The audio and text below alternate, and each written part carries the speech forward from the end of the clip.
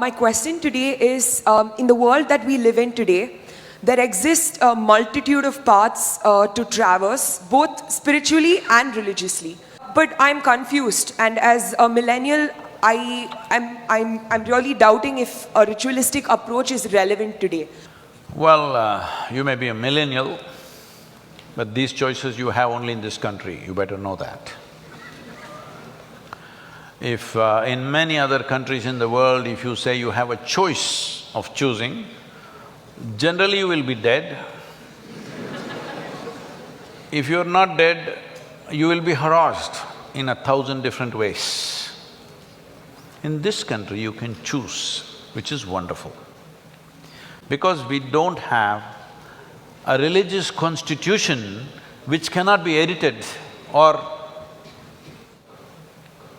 amended. Here we have various books which can be amended, which can be debated, something can be done about it. Coming to ritual, how rituals came into existence is like this. Do you brush your teeth every day in the morning? I'm just asking. You do? Hey, don't do this, this means no. Yes. So, every day in the morning you brush your teeth. Some kind of a ritual, isn't it? In fact, people say morning rituals. They're not talking puja, they mean shit, shower and shave. I don't do, you don't do. So, anything that you do regularly, not necessarily by choice, but you decide to do it because you've decided, it's good for me, becomes a ritual in your life. This ritual of brushing your teeth came to you because your parents, maybe your mother, insisted. When you were like this, she insisted, you must brush your teeth. You say, no, I want to eat. You say, no, no brushing, no breakfast. Are you thankful to your mother she insisted on your ritual? Yes or no? Are you? Not that time you were irritated, I want to eat, what's the problem, why should I brush every day?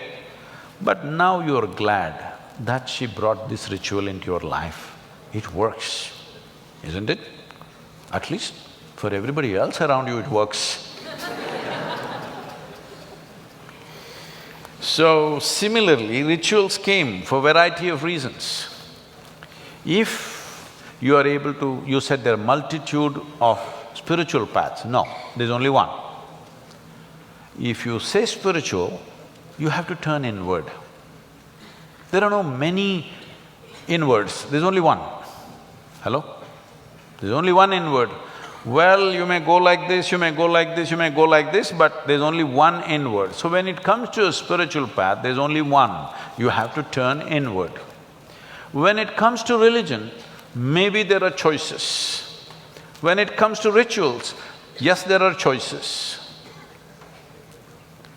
So when people were not competent, everybody was not competent to simply sit like this and become meditative, then they taught them simple processes. I must tell you this.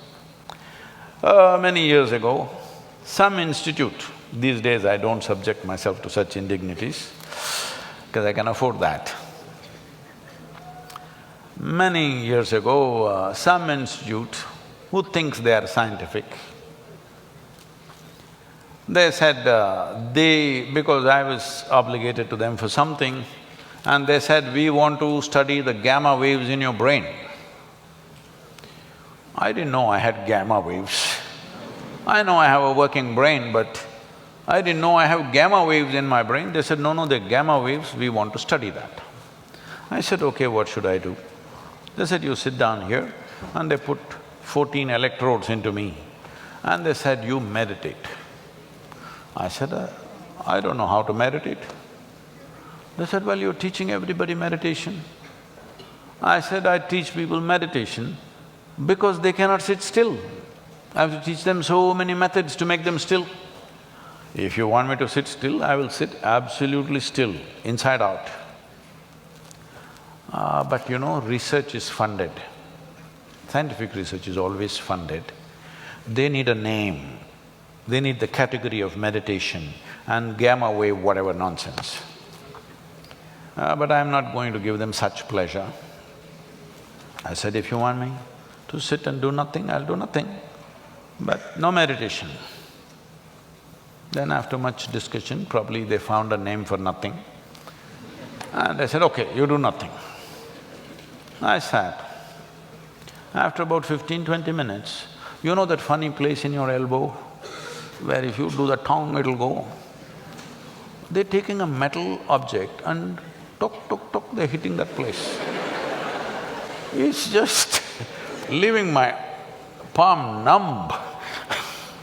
I thought, okay, it's part of their experiment, and I simply sat there. Then they started doing my ankle, became very persistent and painful. Then I thought, why are they beating me up like this? What have I done wrong? When I opened my eyes, all of them are giving me a weird look. I said, why did I do something wrong? They said, according to our machines, you're dead.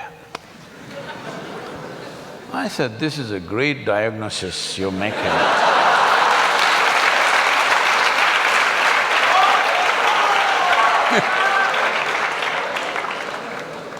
And then they, among themselves, they spoke and say, obviously this guy speaking is not dead.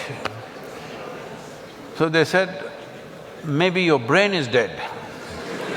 I said, please, I don't like this second opinion. If you give me a death certificate, I don't mind being dead like this.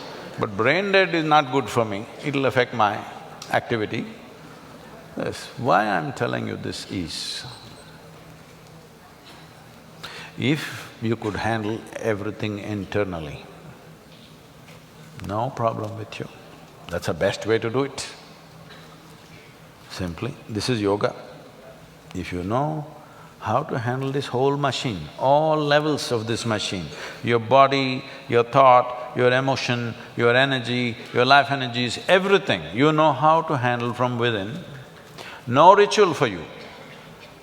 Never in my whole life have I ever prayed, you know.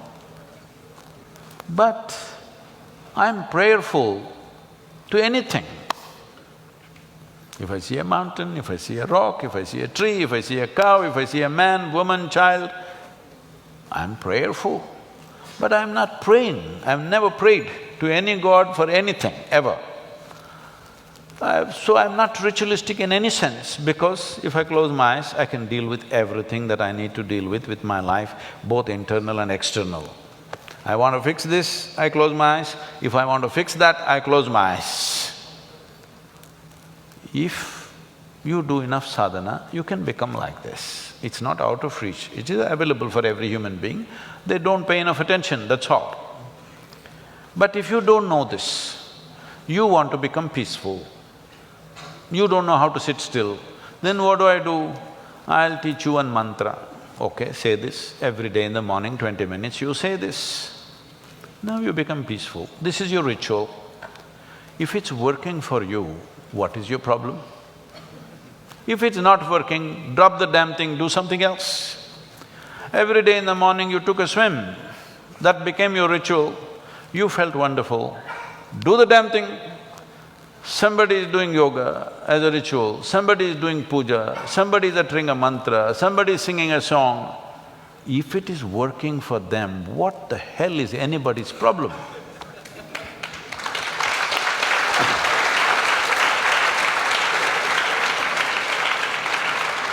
But what ritual I do, you must also do. There's no such thing. Something is working for me, I'm doing it. It's not necessary you must do it. But if you ask me, suppose I'm somebody who's doing every day in the morning Om Namah Shivaya, Om Namah Shivaya, it's working for me. If you come and ask me, I'm feeling freaked, what should I do? Hey, try this Om Namah Shivaya, it's working for me. If you like it, you also do it, or you do something else. You do dam, dum, das, pus. But the thing is, it must work for you, that's the important thing. So rituals were fantastic devices created with certain wisdom. Over a period of time, they might have become corrupt in practice. Over a period of time, they might have become tools for exploitation for certain people. But don't throw the baby with the bathwater. We must be able to see what is corruption in this, eliminate the corruption and use the technique. Don't throw away everything that the civilization has learnt in thousands of years of living and think you will reinvent the wheel tomorrow. Everybody will be queuing up at a psychiatrist, just know that. The number of people who are queuing up with mental illnesses today is simply because there is no what we used to call as achara vichara. There is no debate about what is this life, why am I like this, what is the nature of my existence, no achara, no vichara. And no achara, there is no anything. See, if your mothers or fathers did not insist that you must have the ritual of brushing your teeth, what an unpleasant place this hall would be right now. Because out of your freedom, some of you would or a whole lot of you would come here, decide, I will not brush, what is the problem? No, maybe no problem for you, everybody else suffers. If you open your mouth, if you stink, not necessarily because of not brushing, just because of your culture, the way you behave, the way you speak, the way you sit, the way you stand, if people around you suffer because of your behavior, which is happening everywhere, isn't it so? Especially for girls, isn't it so? If you get into a damn bus in the town, because all these things were taught as ritual, this is how you must approach. When we are growing up in our house, our sisters are there, you cannot even address them in singular. You always have to address them with a certain respect, even when they're little girls. We want to fight with them, we want to beat them, but no, you have to address the girls in a certain way. When you grow up with this kind of ritual, now you learn how to treat every woman on the street. Otherwise, look at the way people are behaving, most uncivilized. Uncivilized means what? The necessary rituals of culture are not there in those people, isn't it? So these can be various kind of rituals, social rituals, spiritual rituals, religious rituals, it doesn't matter. Is it working for you or not working for you? That should be the only question.